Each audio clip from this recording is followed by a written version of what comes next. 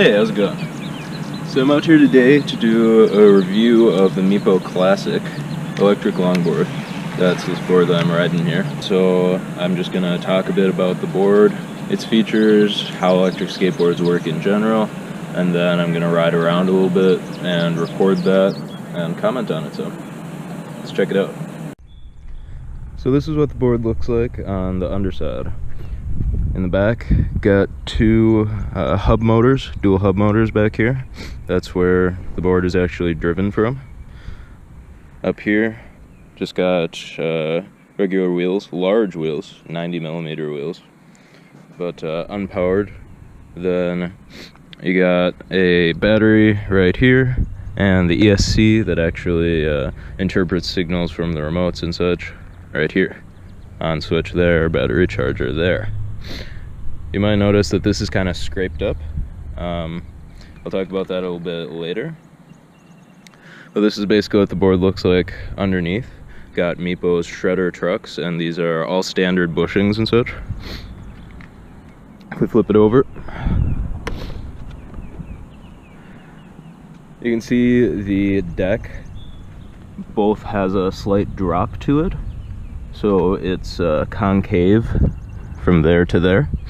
And it also has concavity from here to here, so your feet have a nice platform to sit in. Now, it's a bit dirty because I've gotten off it, walked in mud occasionally, and then gotten back on it and such. So this is not pristine like new condition. But I think I'm gonna go ride a little bit and talk about it some more as I ride. So let's go. Alright, so how this basically works is you've got a controller. I'm rolling backwards right now. You've got a controller. There's a switch, there's a dial here, like a throttle, that you just roll upwards and the board will start to go forward. If you pull it down, then the board will brake.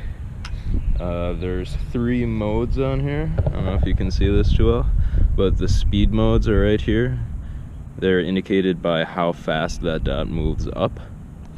The first mode is pretty relaxed. I would say it's probably where you would want to start as a beginner.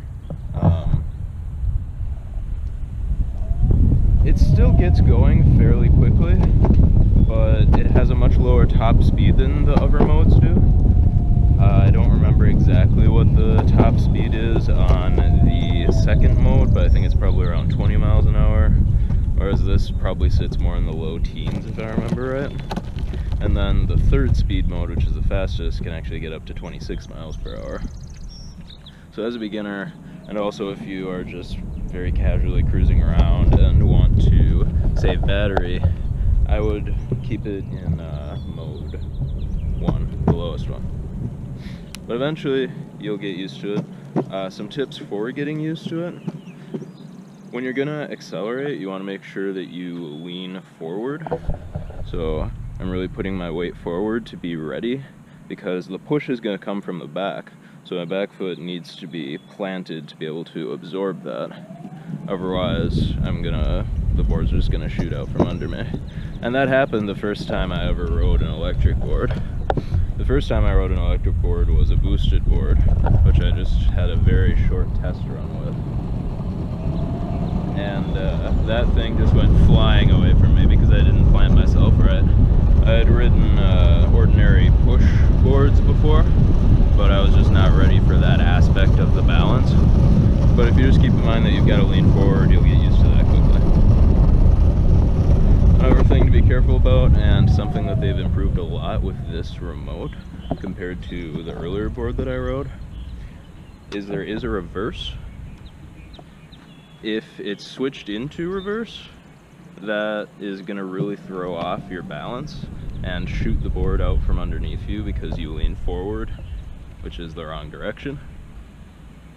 On that old board that I rode for a while, the Meepo 1.0 probably, or 1.5, that happened to me at least once. I just fell off of it and hit my knee and stuff. It wasn't good. But so yeah, luckily with this one, the switch is here in a spot that's pretty hard to hit accidentally. The other one had reverse like on the side right here as a button, and that was no good. Alright, so I'm just gonna ride this board around a little bit, and as I do, talk about it. This isn't really a totally comprehensive review. I'm just gonna talk about kind of what I think about it in comparison to other boards that I've ridden. And on that note, I haven't ridden that many boards. The first time I ever rode an electric longboard, it was a boosted board that somebody gave me a test ride on. And I had no idea what I was doing, but I continued to try to seek out test rides because I thought it was a really fun experience. And eventually, I also tried out a boosted stealth at one point. So I kind of am somewhat familiar with boosted boards in particular, but not really. I've never ridden one for any extensive period of time. Most of my previous experience was with the, I think, Meepo 1.0, or possibly the Meepo Classic 1.5, sorry. I'm not really sure which one it was, but it was definitely an early version. Hello. And I was able to ride that for a little while, probably a couple of weeks in total. So that's the main board that I'm going to be basing my comparisons on. And you should keep that in mind because I'm not really comparing it to other modern boards that are around a similar price point because I haven't ridden very many of them at all. I mean, I really haven't. The boosted boards are kind of on a totally different price point and level overall, although I feel like they aren't so drastically different to be worth the difference in price. This board cost me $389 on sale, and I think full price it costs about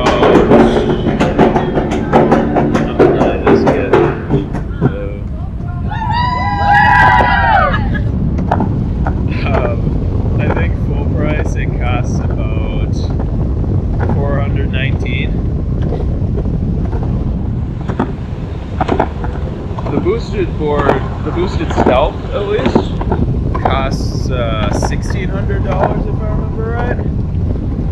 So yeah, that's a pretty drastic difference in price, and it's ultimately still the same kind of platform. The Meepo Classic has hub motors as compared to a belt, which does change things, but the main things I hear about the advantages of a belt drive, hold on a second. The main things I hear about advantages of belt drives focus around their increased torque, which is true, I guess. And then also the fact that you can have ordinary longboard wheels on the back, whereas a board like this with hub motors has a thin polyurethane sleeve and then just like a metal core inside. So it can provide a pretty different ride on the back. But ultimately, the specs aren't that different, I think, until you get up into considerably more expensive boards or go to a slightly different platform like an all-terrain board with pneumatic tires. But I mean, this board can do, I've hit 26 miles per hour on it. It has a range with the standard battery of, they claim 8 miles, but personally I've gotten 7 miles out of it with kind of medium intensity riding, not totally blasting it all the time, but going up a few hills, etc. You can get a battery upgrade that doubles that range, and I mean, those stats are pretty good. Again, it's not like a drastically different experience on a more expensive board. But anyway, going back to how this board compares to other boards, specifically the other Meepo that I've ridden, and it is so much better. The Meepo Classic here, oh, this is going to be pretty loud while I travel over this horrible road, so one moment. Okay, the Meepo Classic has a Hobbywing ESC, which is basically as I understand it, the computer that actually takes signals from the remote and drives the board. You know, interprets how much force to apply to the motors. And the previous ESC that they used, it was all I knew at the time, so I didn't realize the problems with it. But it did have some problems. It wasn't particularly smooth. I'm just gonna cross these railroad tracks. I can cross small railroad tracks, but big ones are a little bit hard for me to make it over still. Anyway, the acceleration and braking weren't really as smooth on the previous ESC. It also had an issue where it would randomly cut out during bumps. Not completely cut out, like it wouldn't just turn off the board or anything like that, but you could feel the acceleration just dip for a moment, and that issue is just totally gone with this ESC, which is quite nice. This board has a much better deck shape than some of the older Meepos do. They went all in with giving a double drop deck. So all planes of the deck are concave with respect to your feet. So you're basically always sitting in a valley and really have good control over the board and good stability. It's very low to the ground, which is also quite nice for just making you feel stable and in control and confident.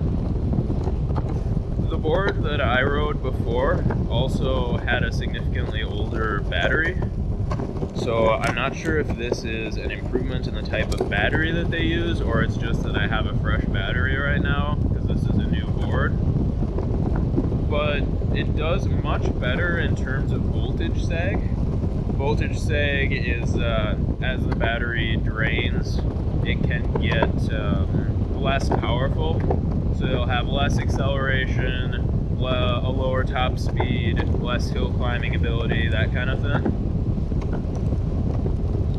And that was pretty noticeable. I mean, probably even around 50% battery, you could tell that you were weaker.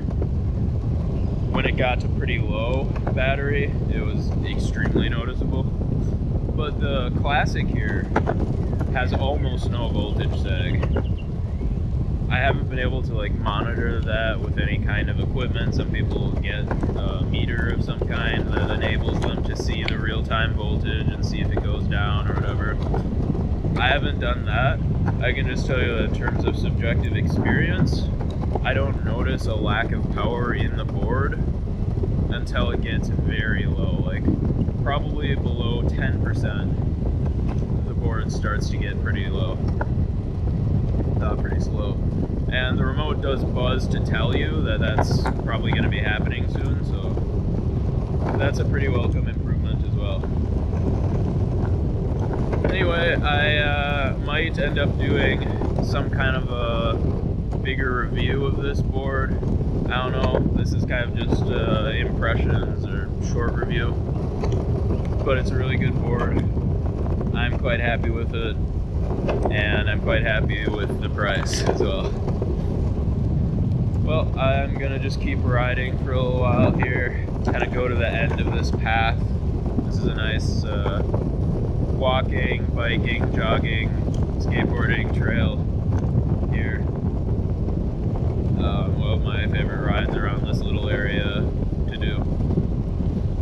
And yeah, I might make more videos in the future. If I end up getting any other boards to try out, I might do a video then, but as of right now, I don't think I'm not gonna spend the money for that because I've got this board that I'm quite happy with.